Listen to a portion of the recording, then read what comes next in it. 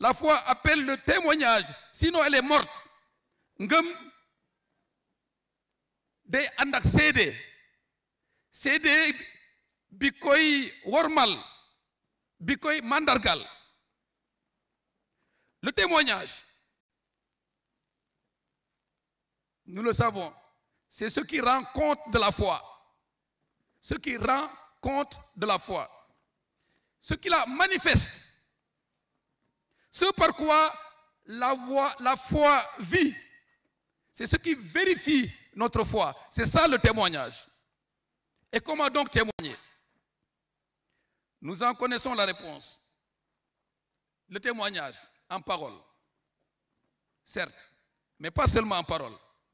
Mais aussi par des actes, comme dit Saint Jean, par des actes et en vérité. Et en vérité. En parole d'abord. C'est facile en parole. Un peu facile.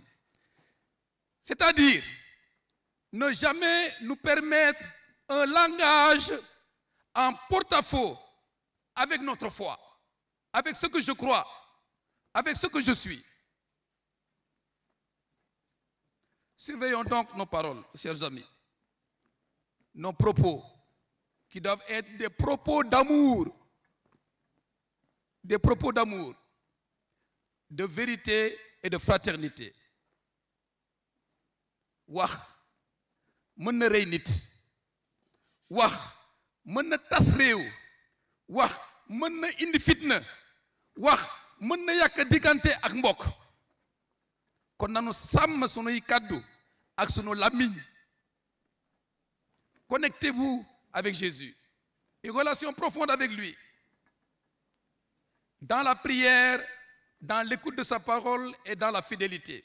Et le temps de carême nous demande justement de soigner notre relation avec Jésus, d'intensifier la prière, les moments de prière, et surtout la messe, bien sûr. D'intensifier la prière et d'ajuster notre vie à la parole de Jésus par la conversion, changement intérieur pour mieux plaire à Dieu, par la conversion pour lui renouveler notre fidélité. Vous aussi, vous rendrez témoignage parce que vous êtes avec moi. Si nous mettons rapidement notre foi en veilleuse, vite et bien fait, am na ñi nëbb seen ngëm de mbaa tayle ko mbaa sax nga weddi ko xàcce ak jàngu bi xàcce ak Krista ngir ragal rus mbaa jot ci alal ak yëfi àdduna si nara wéy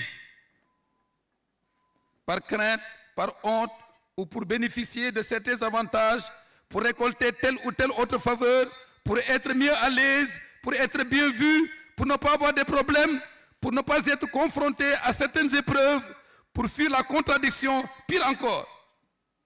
Quand on en vient à renoncer à sa foi, à s'en départir, à l'abandonner, à la renier pour des choses de ce monde, de ce bas monde.